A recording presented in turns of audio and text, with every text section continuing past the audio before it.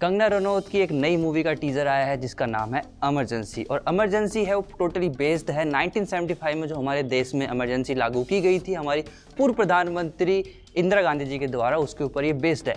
अब हमें ये नहीं पता कि ये इंदिरा गांधी जी की बायोपिक है या फिर ये सिर्फ उस इमरजेंसी का जो टाइम पीरियड था उसके ऊपर बनी हुई एक मूवी है।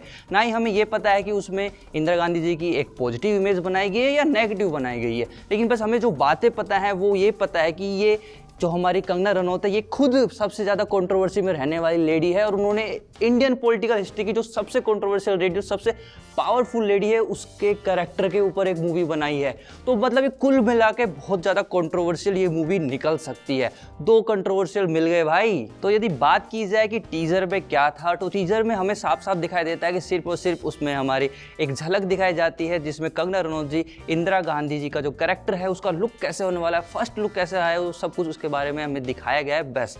लेकिन मैं टोटली ये बताना चाहता हूँ कि वो लुक देख के, वो बॉडी लैंग्वेज देख के और जिस तरीके से वो डायलॉग डिलीवरी कर रही है, जिस तरीके से उन्होंने कैरेक्टर को पकड़ा है, वो वाकई में बहुत इंप्रेसिव है। मतलब कि आप बोल सकते हो कि जो हमारे नई नई जो फीमेल आर्टिस्ट आ रही हैं हमारी बॉलीवुड इंडस्ट्री में, उनको काफ़ी हद तक इनसे ये चीज़ सीखनी चाहिए। किस तरीके से वो कैरेक्टर में घुसी हैं वो वाकई में काबिल तारीफ़ है। तो इस वजह से वो एक्साइटमेंट तो बनता है और वाकई में लोगों में बहुत चर्चा हो रही है उनके इस हूबहू किरदार में कूद जाने की, घुस जाने की, कि वो इंदिरा गांधी कैरेक्टर में कैसे पकड़ पाई है। It's totally impressive. कुछ रूमर्स आ रहे हैं कि ये जो कैरेक्टर है इंदिरा गांधी जी का, ये कंगना का सबसे फेवरेट कैरेक्टर है। हो सकता है यार, दोनों ही कंट्रोवर्सी में रहते हैं, पसंद आ गया होगा। ये बड़ी अच्छी बात कही आप।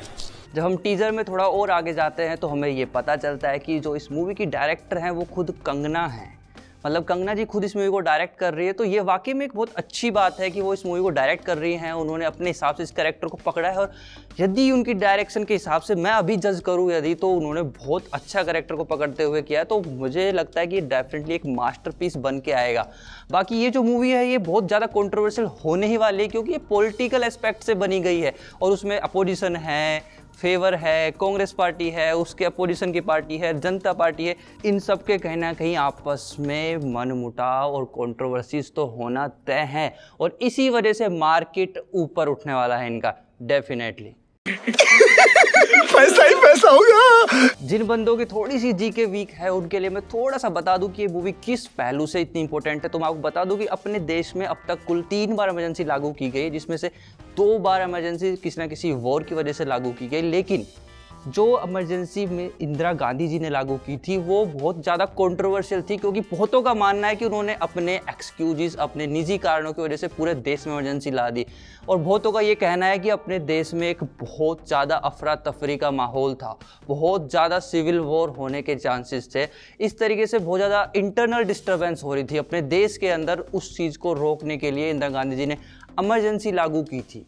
और इमरजेंसी ये छोटी मोटी नहीं थी, 21 महीनों की इमरजेंसी थी। और यूँ कहते हैं कि जो इनके खिलाफ उस वक्त प्रदर्शन कर रहे थे लगभग 1 लाख अपोजिशन पार्टी के सपोर्टर्स और कैंडिडेट्स को इन्होंने जेल में कैद करवाया था उस वक्त। तो डेफिनेटली इसमें बहुत खतरनाक लेवल के कंट्रोवर्शियल पहलूज हिंदी इंग्लिश मतलब कि एस्पेक्ट्स हैं वो बाहर आने वाले हैं। तो मतलब कि ये मान लो जैसे द कश्मीर फाइल्स में विवाद हुए थे ना, जैसे द कश्मीर फाइल्स में बहुत कुछ सामने आया था ना, इसी तरीके से ये मूवी भी हो सकता है कि उसी तरीके से कुछ चीज़ें सामने लेके आए और कुछ नहीं पता कि ये मूवी बैन भी हो सकती है।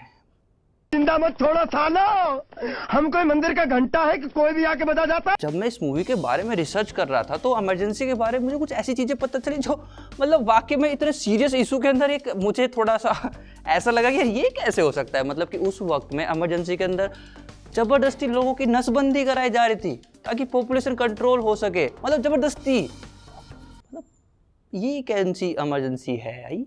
यदि हम आगे पॉइंट पे आते हैं तो एक जो सबसे ज़्यादा ऑब्जर्व करने वाली बात यह है कि एक ऐसा करेक्टर को निभाना जो ऑलरेडी लोगों ने बहुत ज़्यादा देखा हो, एक पब्लिक फिगर हो, लोगों ने उसको सामने से देखा, उसको ऑब्जर्व किया हो और उस करेक्टर को आप निभा रहे हो, तो आपके लिए बहुत ज़्यादा चैलेंजेस बढ़ जाते हैं क्योंकि आपको लोगों की उम्मीदों पे, लोगों के उस जो लोगों ने जिस तरीके से उस कैरेक्टर को एक्सेप्ट किया है उसके साथ आपको मैच करना होता है। और मैच ही नहीं बल्कि भी उससे ऊपर उठना पड़ता है। जितना लोगों को पता है उससे ज़्यादा आपको लोगों को बताना पड़ता है उस कैरेक्टर के बारे में, जब जाके आप उनकी नज़र में एक अच्छे एक्टर कहलाते हैं।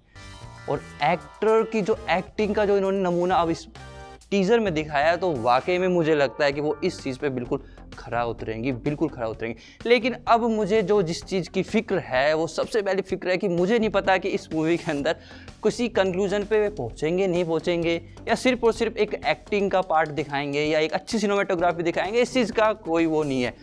देखो फिलहाल तो खबर ये है कि ये मूवी है जो 2023 में जाके रिलीज़ होने वाली है और इस मूवी का बजट अराउंड 85 करोड़ के आसपास बताया जा रहा है। प्रमोशन वगैरह को लगा के और 10 करोड़, मतलब ये लगभग 100 करोड़ की मूवी होने वाली है।